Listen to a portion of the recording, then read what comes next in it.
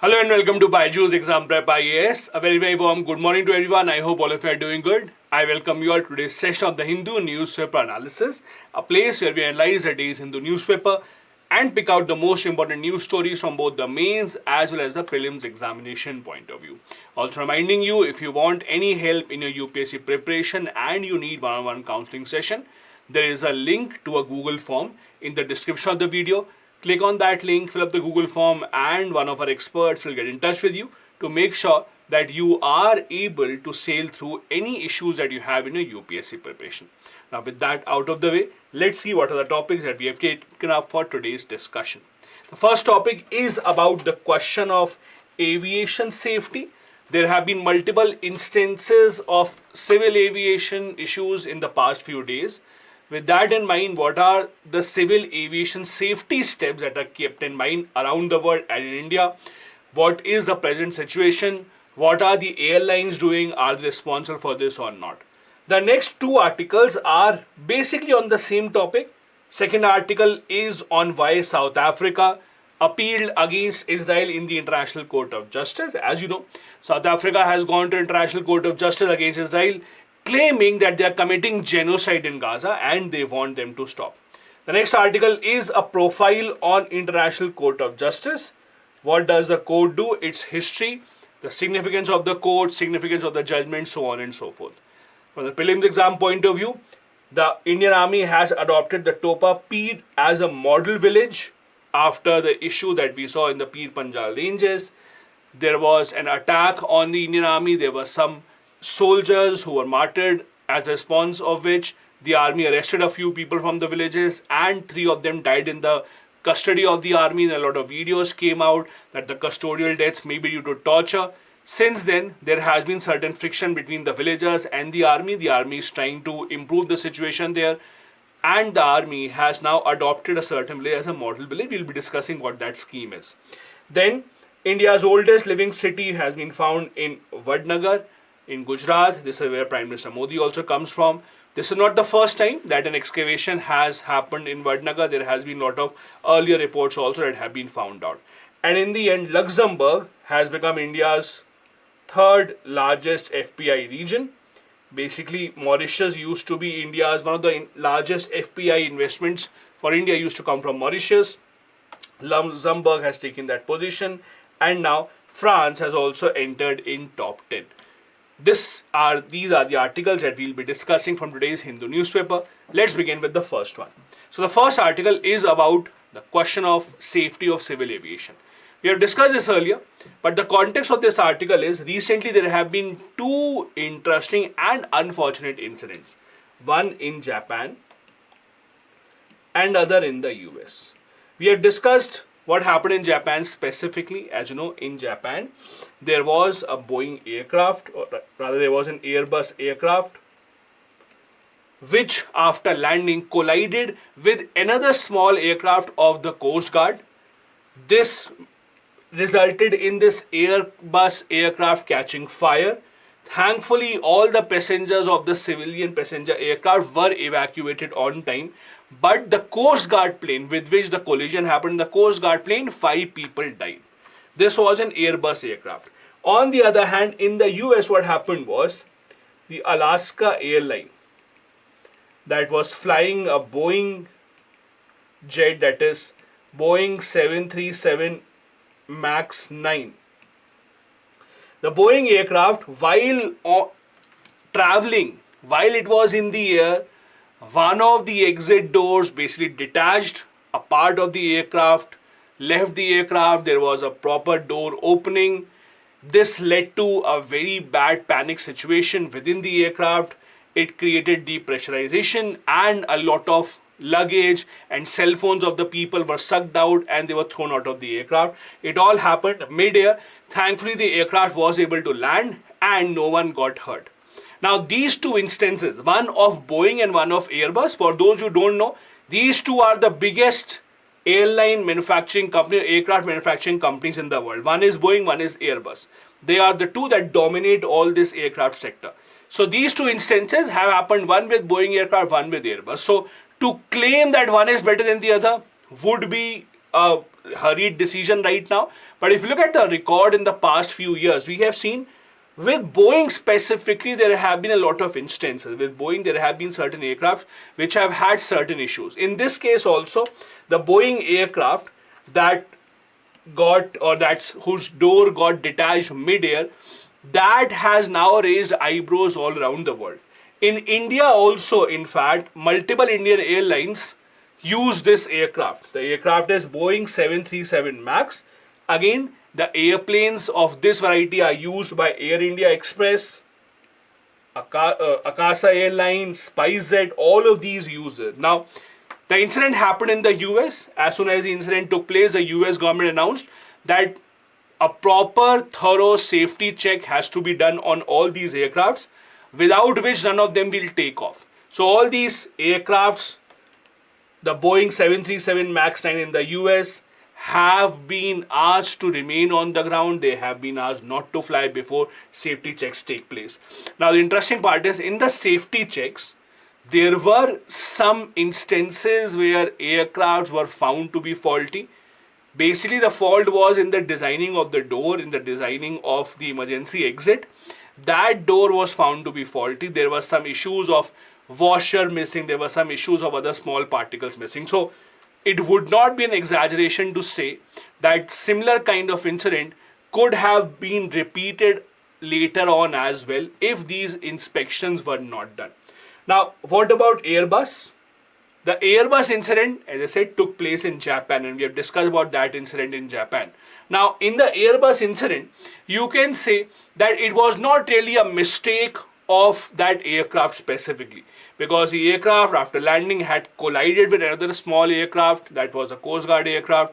Because of that collision, because as you know, the airplanes have a lot of fuel inside of them, and that is why when the collision occurs, they catch fire. The fire part is basically because of the fuel that is inside their tanks. So this aircraft caught fire, but all of the passengers were evacuated because of the alacrity of the staff, alacrity of the passengers, etc. So on one hand, Airbus may claim that, see, our planes are so safe that even after they caught fire, we were able to evacuate each and every one.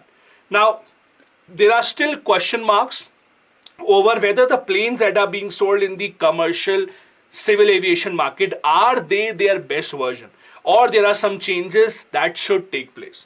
For example, if you see the aircraft that are manufactured today, most of them are made up of composite material.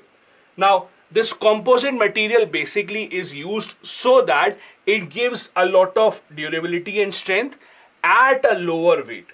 See, the airlines business is a very cutthroat business. Airlines across the world continue to have a hard time in making profit. One of the things that the airlines actually do to make sure that they are profitable is they have to increase and improve the efficiency of the aircraft. Now, how do they do that? Just like when you drive a car or a bike, you want to ensure that you get a good mileage. Basically, in 1 liter of petrol or diesel, how much you can travel.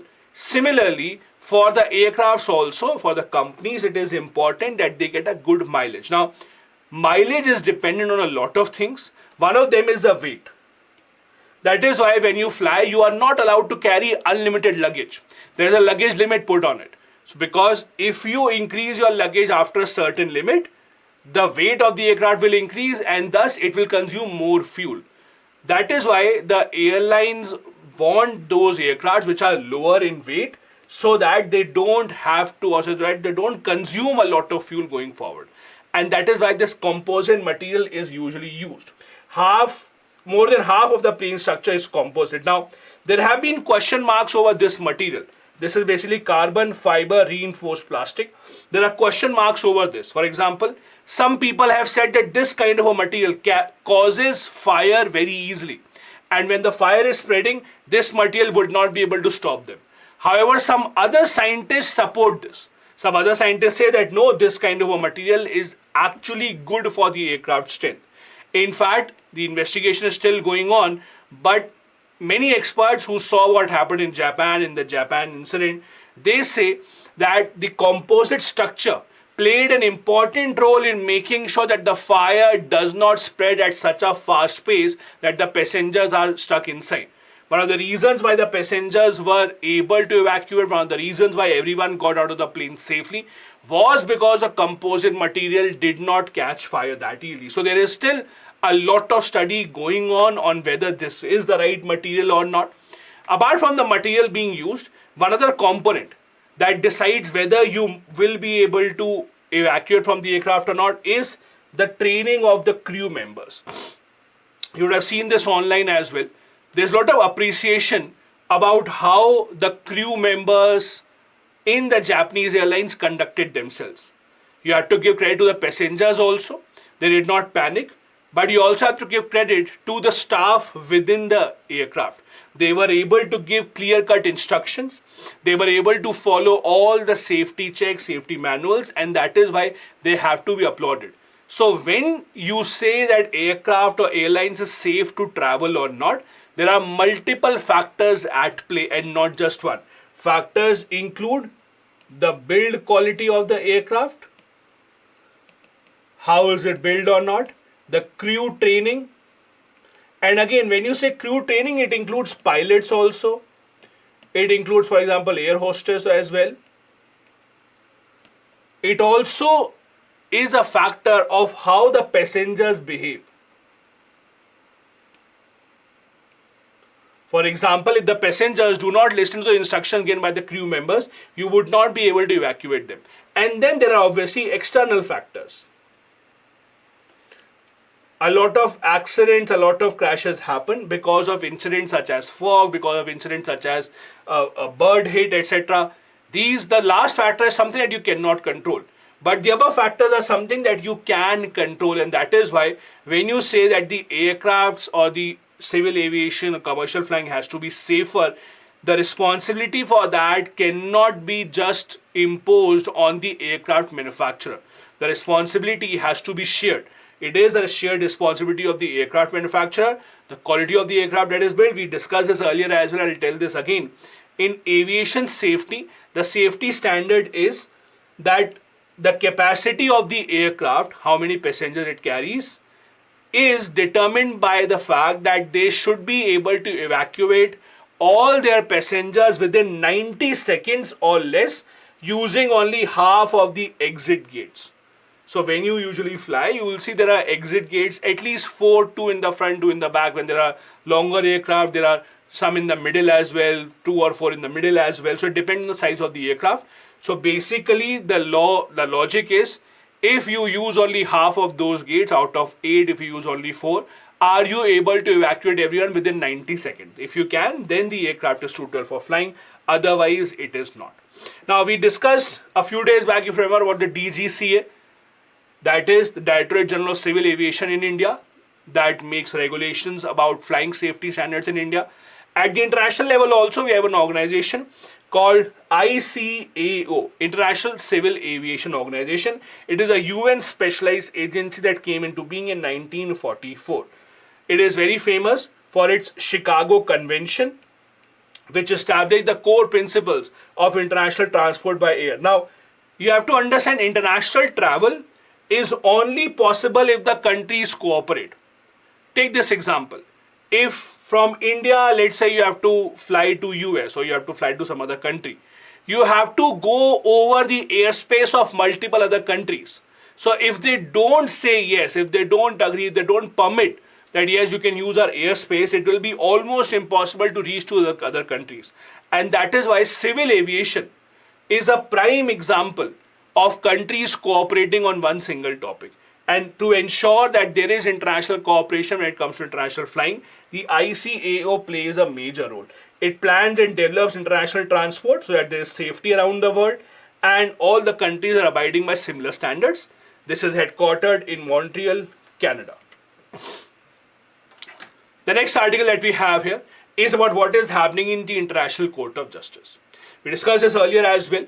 Just a reminder once again what has happened. Recently, South Africa has gone to the International Court of Justice, which is the UN court, against Israel, saying that Israel is committing genocide in Gaza, killing thousands and thousands of people. This is a war crime, and the court must give order to stop the action from Israel. Now, this is what is happening. Now, there are a few interesting things that are happening here. The first obvious question in the minds of everyone is, why South Africa? South Africa does not share a border with Israel or Palestine. South Africa is not even a country in that region. So why is it that South Africa has gone against Israel? And the other question is, can this happen? Can a third party, which is not even a party to the conflict, can they go to the ICJ? We'll answer all these questions. First, yes, a third country can obviously go to the ICJ, can obviously go to the court about a matter which does not concern them. It has happened in the past as well. For example, if you remember about what is happening in Myanmar, the Rohingya conflict in Myanmar, Gambia had gone to the International Court of Justice about the injustices that are being made to the Rohingya population in Myanmar. So again, this is not the first time that a country has gone to the International Court of Justice on a matter which does not concern them directly. What does the International Court of Justice do? Now, if you actually see the International Court of Justice, it is the primary court of the UN where countries are the member parties. They try and officiate dispute between the member countries, and they also give certain advisory opinion to the UN organs. What South Africa says is that Israel is in violation of Convention on Prevention and Punishment of the Crimes of Genocide 1948. Now, can the ICJ or International Court of Justice do something? On paper, yes. On paper, this court is the judicial organ of the UN. On paper, yes, they can give order to Israel to ensure ceasefire. But in reality, most people know that this will not happen. Because what happens is the court has the power to give the decision, but they don't have the power to implement that. So basically, even if the court says that a certain country has to do this, what happens is the responsibility of implementing that decision is with the United Nations Security Council. They are the ones who are responsible for implementing it. This is where the problem starts. As you know, in the UN Security Council, any decision can be vetoed by the permanent members of Security Council. This is where America's friendship for Israel will come in handy, because America will obviously veto any decision of the court if it goes against Israel. Now, what is this Genocide Convention, which South Africa says Israel is violating? It's a convention of 1948. It was the first human rights treaty adopted by the UN General Assembly. It was mainly to ensure that a situation like Holocaust does not happen again. Now, this is very ironic. If you have read about Holocaust, Holocaust was the deadliest time in modern history. Killing of lakhs of Jews in Europe by Hitler and by some other leaders. That is what Holocaust was. Hitler, who was responsible for killing of lakhs and lakhs of Jews, that Holocaust, which still gives nightmares to countries around the world, especially in the Jewish community, to ensure that such situation does not happen again, this genocide law, this genocide convention was adopted.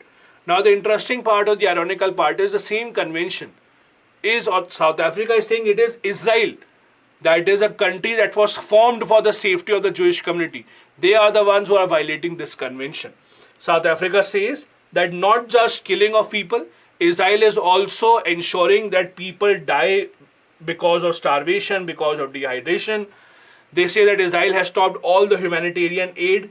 They say that over 19 lakh people have been displaced internally. Now, South Africa says that we are not making anything up. These are statements given by Israel's government itself. They are quoting statements given by Israel's Prime Minister. They are quoting statements given by many other leaders of Israel. Now, one of the other interesting part is that Israel's Prime Minister, Benjamin Netanyahu, has multiple times used a word called Amalek. He has used this word multiple times. Now, what exactly is this? Basically, it's a part of the Hebrew Bible. It refers to the persecutor of the Israelites. Means it refers to the person who is known to kill a lot of Israelis. So, Benjamin Netanyahu or Israel says it is the duty of the people of Israel to eliminate all the Amalekites. Means anyone who thinks that killing of Israelis is their profession, is their calling, Israel has a responsibility to finish them off. And Benjamin Netanyahu has used this word time and time again. So what he says is that Gaza, Hamas, it is filled with people who belong to Amalek, and we have to neutralize them because they are a threat to our existence. What does Israel say in return? Israel keeps on repeating the fact that they have the right to defend themselves. They say that we did not start it. They say that it was the attack of Hamas that started all of these atrocities. So why don't you hold Hamas responsible? And in connection to that, it was the people living in Gaza that elected Hamas as their representative. So why don't you hold the people of Gaza responsible? That is what Israel's argument is, and we have discussed this earlier. Israel has given this argument in the court as well. Now, you may like it or not, but if you look at and follow the proceedings in the court that are happening right now, both the countries, South Africa and Israel, are trying to basically play it on the emotions. For example, yesterday when the hearing was happening, what Israel did was, Israel brought photos of those people who are still under the occupation or who are still kidnapped by Hamas. As you know, more than 100 people are still under the custody of Hamas who have been kidnapped. There is no clue about them. So Israel basically brought their photos to show everyone these are the common people who have been killed, who have been kidnapped. So what else do you expect us? So both South Africa and Israel are trying to bring their points to the table. What does the court do? Just like other courts in other countries in India also, the ICJ takes many years to decide the case finally. For example, the 2019 case of Gambia versus Myanmar has still not been decided. So it does take a long time for the cases to be resolved. However, what happens is, within a few months or within a few weeks, International Court of Justice usually gives a provisional ruling. Provisional ruling basically means that prima facie we feel that this is what should happen. So prima facie means basically at the first instance, we think, without going into a detail of the case, we'll go into that later, but right now we are ordering ceasefire, or right now we are ordering that this should stop. So their provisional ruling can come very quickly, and it might come in this case also. The final ruling usually takes a long time. Now, this is what this matter is all about in gist. The Israeli argument has always been that they have the right to defend themselves. There's a big legal team that has been organized by both Israel and South Africa to put their case forward. These are the members of the Israeli team that are putting forward the case for Israel. Now, the interesting part, and the other question I asked in the beginning that would be in your mind also, why South Africa? What is their connection with Israel? Now, to understand this, you have to understand the history of South Africa. So, South Africa has been under the apartheid for a very, very long time. Apartheid was a time period when South Africa was independent, but even then, a small minority white community was ruling over the big native population of South Africa. There was discrimination at each and every level. There were different schools, there were different markets, there were even different roads. There were roads that were reserved for only white people, that only white people can walk on these roads. In fact, it was illegal for a white man to get married to a non-white female. This was extremely strict. This was the period of apartheid. So South Africa says that we know that the Western community, the white community has been after our lives, so we know how the other countries might feel. So their history has always been that in South Africa, they have always been very supportive of the Palestinian cause. This is not something that has happened overnight. Don't think overnight what has happened in South Africa. No, nothing has happened overnight. For a long time, South Africa has been an open supporter of the cause of Palestine. It goes back to the era of Nelson Mandela. When Nelson Mandela in 1997 very famously had said that we know too well that our freedom is incomplete without the freedom of the Palestinians. So he also was extremely close to the cause of the Palestinians. The South African president has also said that ANC is African National Congress, that is the party that is ruling in South Africa right now. He says that his party is standing in solidarity with Palestinians. We'll help them in whatever way possible. There has been a lot of documentation of the meetings between Nelson Mandela and Palestinian leader Yasser Arafat also in the 1990s, where both of these supported the cause of each other, where the Palestinian leaders supported the cause of South Africa against apartheid, where Nelson Mandela said that we will also be standing with you when it comes to the issue of illegal occupation at the hands of the outsiders. That is why it's in the history of South Africa. And also, South Africa going to International Court of Justice is not happening overnight. Please understand this also. Before this, South Africa, in fact, passed a law saying that they will close Israel's embassy. They even withdrew their diplomatic staff from Israel. So it's not that what they are doing is a knee-jerk reaction. Ever since this issue started, they have been criticizing Israel. They have gone to UN also against Israel. And as you can see, they have closed their diplomatic missions as well. So they going to the International Court of Justice is not an overnight reaction. The next article is specifically on International Court of Justice only. This article talks about the structure of the International Court of Justice, how does it work, and from the past record, can we be hopeful that they will become powerful going forward or not? Now, if you look at the International Court of Justice, it's one of the principal organs of the UN. It was established in 1945. The only principal organ of the UN that is not in New York. It's in the Netherlands at The Hague. All other principal UN organs are headquartered in New York. Now, this court mainly has two functions or two jurisdictions. First, advisory. So they give advice to the UN agencies, UN organs. So if other UN organs, agencies have certain matter about their working, they might ask for advice from the court. So they give them the advice. It's upon them whether they want to follow it or not. Second thing that they do is they resolve cases between countries. This is what they are doing right now. Now again, the problem with the court is while they can give their judgment and there's no appeal also, the problem is that they don't have any implementation power. We discussed this earlier. It is the UN Security Council that has the responsibility to implement the court's judgment. But the UN Security Council has their own agenda. They use their own veto powers. So whenever the International Court of Justice gives a judgment against a permanent member of Security Council, be it the US, be it Russia, be it China, no action is taken because they themselves use their veto power. Now this court has a total of 15 judges which represent different parts of the world. They have a total of 9 years of tenure. One of these 15 judges is an Indian right now, Dalveer Bhandari. We'll discuss his case also. Apart from these 15, there can also be ad hoc judges appointed on a case-to-case basis. For example, in this case also what is happening, Israel versus South Africa, there are 15 judges, plus there will be one judge on an ad hoc basis appointed from Israel and one judge on an ad hoc basis appointed from South Africa.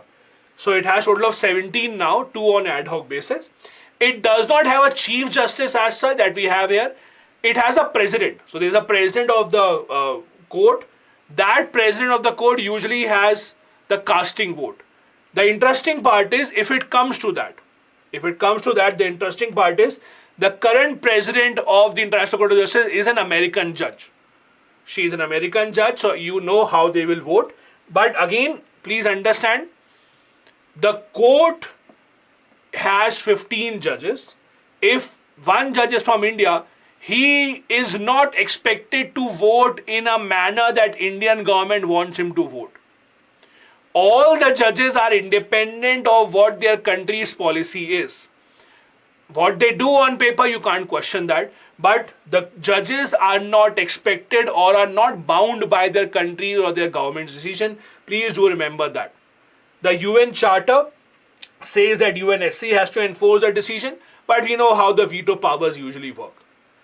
In the past, we have seen the powerful countries not even participating in the court proceedings when they think that it's not worth their time. We have seen Russia, US, many of them have boycotted the ruling, have not even taken part in the ruling because they know that they are such a powerful country that nothing really will be able to happen against them. Now, having said that, it's not that none of the rulings have been accepted. There is a very interesting case of 2022. In 2022, there was a case of Democratic Republic of Congo versus Uganda. The court ordered Uganda to pay a total of $325 million in fine to Congo in 5 annual installments. First installment, which has happened already, was given on time. Uganda did give this payment to Democratic Republic of Congo on time. Hopefully, they will abide by that later on as well. So this thus proves it's not that none of the judgments are ever implemented. There are some cases here and there where the judges, whatever judgment they give is implemented, just that we cannot be 100% sure of that happening every single time, especially when we have a big powerful body that is here. As you know, India, Pakistan has also have their issues in the International Court of Justice. Most recently, there was this case of Kulbhushan Jadhav, an Indian who is arrested by Pakistan, the Pakistan court, in the Pakistan jail. He was given the death sentence. India went there asking for consular access, for the lawyers to meet him. India won that case. So again, India has also been in that court multiple times. If you look at this particular case and the International Court of Justice, 29th of December is when South Africa filed this case.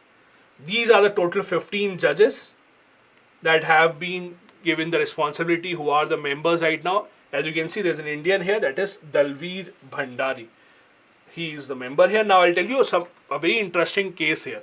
So it is not written in the law. However, there was a kind of a unsaid convention that the 5 permanent members of Security Council will always have at least one judge each. So 5 permanent members: US, UK, France, Russia, China. So there was an unsaid convention that at any point of time, these 5 will always have at least one judge. But if you can see here very carefully, there is one from US, one from France, one from Russia, one from China, but there is no one from UK.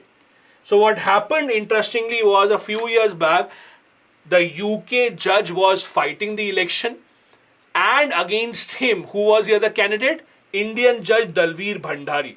After multiple rounds of voting, so how the judges are elected, General Assembly votes separately and Security Council votes separately, and both of them have to basically in majority select a judge.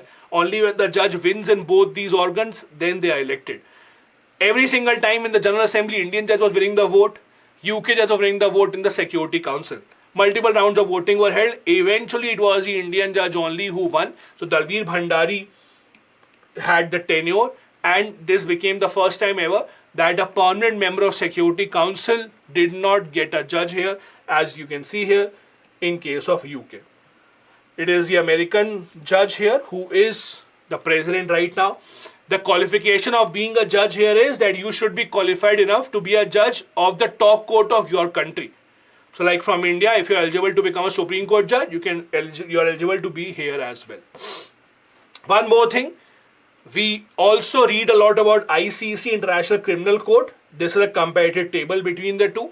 Don't be confused. International Criminal Court is especially for individuals. Recently, as you remember, they issued a warrant against Vladimir Putin as well, asking him to be arrested, but that did not happen.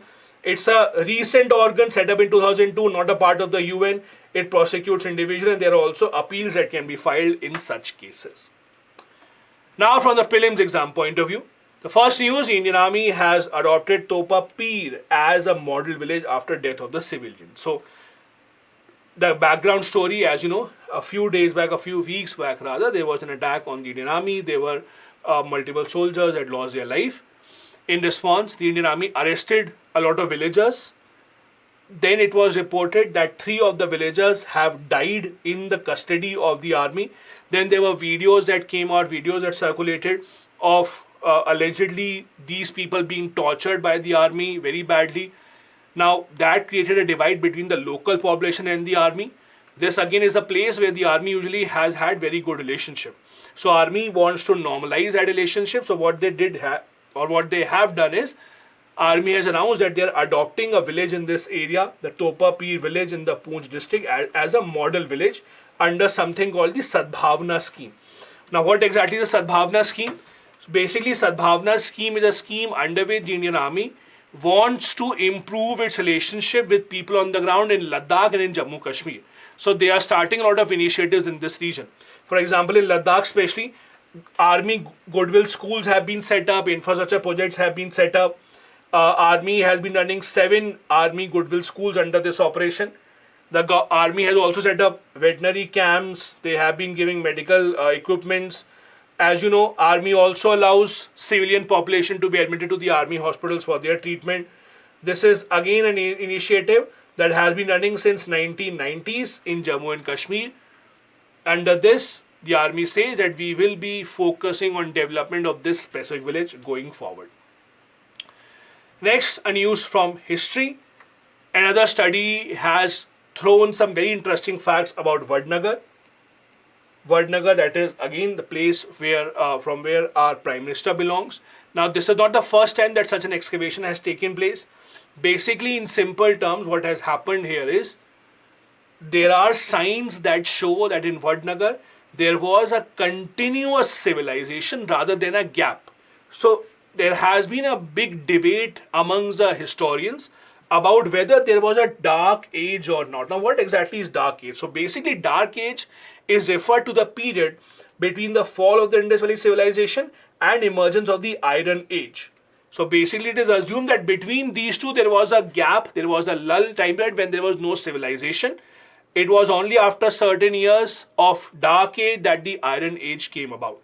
But this excavation has now proven that there were continuous kingdoms in this part of the world and there was no dark age as such. There are multiple facts that prove that. There have been multiple cultural antiques that have been found in Vadnagar.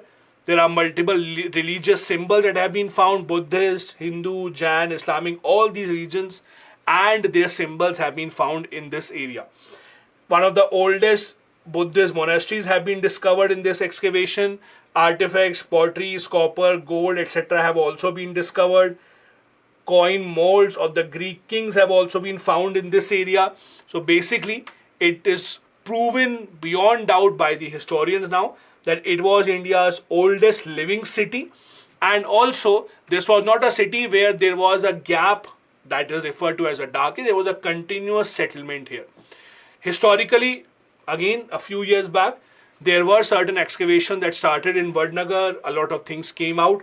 For example, a gold coin believed to be from the Mamluk dynasty of Egypt from the 15th century was also found. From this area, we have also found arched gateways, that is torrents, temples, wells, residential structure like the kothis, etc.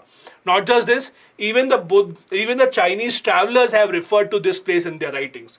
Chinese travelers, Yuanzhang or Hunsang, they have visited this area. They refer to this area as Anandpur. In their writings, they have written about how more than 1,000 monks from Samitya school or the little vehicle lived in this monastery in Vadnagar for many years. So again, a place which has a very rich history, a very rich culture. The last topic for today is new numbers coming out for FPI, Foreign Portfolio Investment in India. Now, usually countries of smaller size, such as Mauritius, etc., Singapore also, have been one of the topmost FPIs that have brought money into India. Now there's a new region that has come, that is Luxembourg. Luxembourg has overtaken Mauritius in India's third largest FPI region. So again, what exactly is FPI? You would have also heard about FDI, Foreign Direct Investment, and there is FPI. So the difference being FPI basically would be when a foreign investor comes in and brings in money to buy stocks from the stock market. So when you buy stock from the stock market, rather than buying or investing into some company to own their shares or to own a part of it, you just invest in the listed stock market exchange usually. That is what FPI is. Luxembourg has dislodged Mauritius to become the third largest region to have the biggest assets in India. A total of 4.85 lakh crore of rupees of equity assets is now being seen here, second only to the US. Now, you might say that countries such as Mauritius, etc., are extremely small. How are they able to invest so much money in India? Now, please understand, this is where Mauritius and their tax structure comes in the picture. So, countries such as Mauritius, they have laws which attract almost zero taxes for corporate. So, a lot of companies set up their companies in Mauritius, their branches in Mauritius. They basically, what they do is, if they earn money in India, they take that money to Mauritius and then that money comes back into India in the form of investment. This is called as round tripping of funds.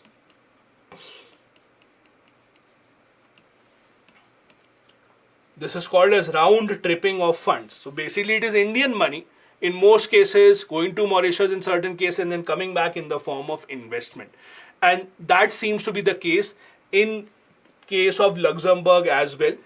These are the countries that set up their structure to make it extremely attractive for people to bring in their companies because they give tax incentive, they save on the taxes, and then the same money comes back for investment into other countries.